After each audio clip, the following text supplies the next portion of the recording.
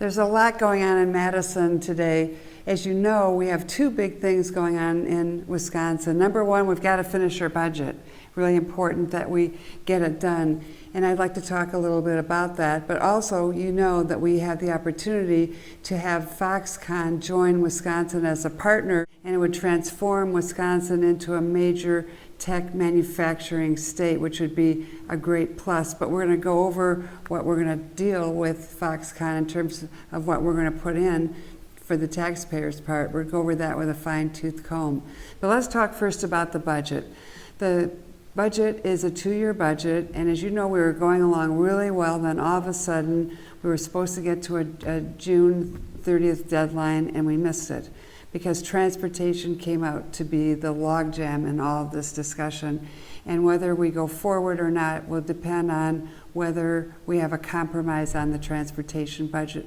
And I'm an optimist. I think we will come up with a compromise and go forward. You know, we're making one of the biggest investments in education, and school is starting in the fall very soon, and we need to let the schools know what their budgets can be based on our investment in education, which is significant in this budget. So we've got to get this budget done, and we've got to come to a consensus on transportation.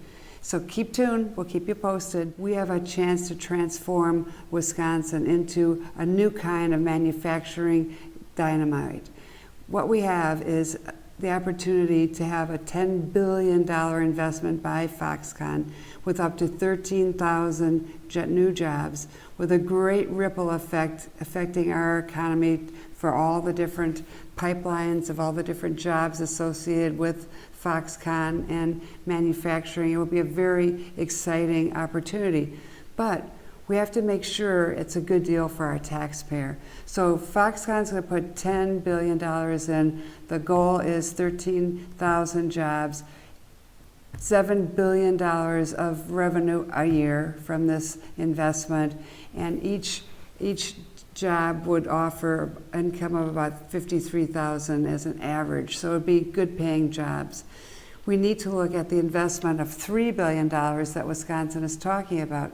But the important part of this investment is it's a performance-based investment for tax credits. We don't give anything to Foxconn unless they produce a job. So for every job they produce, and the job has to be worth at least $53,000, we will give them a tax credit. So it's a pay as you grow. And I think people need to know we're not going to put any money out there. We're talking $3 billion as an estimate, but we don't put any of that money out until jobs are created. And that to me is very important. And then there's a clawback.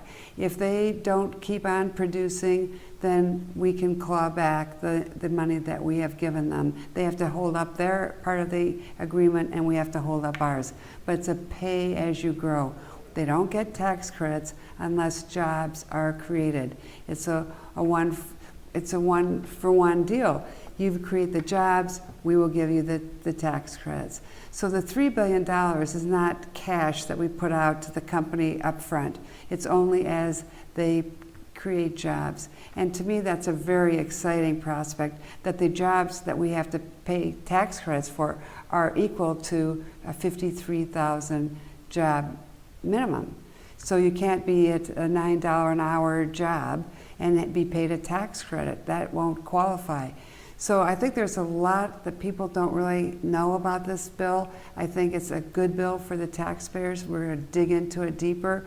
But we have to remember they get paid as they grow jobs in Wisconsin. They don't get paid unless they pay an individual an average of $53,000.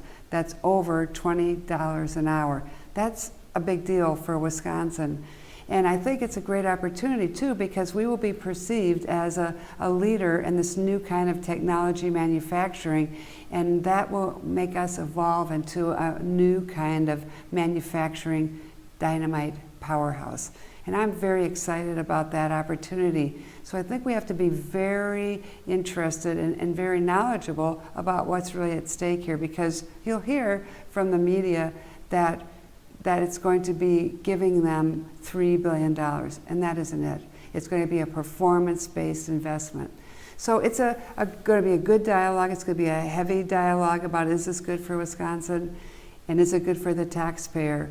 But it's a great opportunity. We were chosen out of several states who competed for this opportunity, Michigan, Ohio. There are many other states that really wanted to have this ability to partner with Foxconn, and we won. And why did we win the partnership? Because as the chairman, Terry Go, said, we proved that we have reformed ourselves, that we are a leader in the United States. We have come from 42nd in the country in terms of places to create jobs to in the top 10. And that has been within the 6 years of the Walker and the Republican partnership. Think of it, going from 42nd or say the 40th in the country to the top 10. That's significant. That's awesome. But it was a lot of hard work. We got our house in order. We had a surplus this year versus a deficit that many other states had. We have our pensions are funded versus Illinois. We're one of 2 states who have pensions funded, which is huge. We have a huge investment in education and technical training. We have a great K-12 system. So Foxconn looked at our fiscal ability, they looked at our school systems and our labor force, and most of all they looked at our governor and said, you know, he's a reform governor and he's the kind of partner we want along with the legislature. So we won that competition. Now we have to make sure that the bill the governor has put forward is in the best interest of the taxpayers. So stay tuned, keep up on the facts, and go Wisconsin.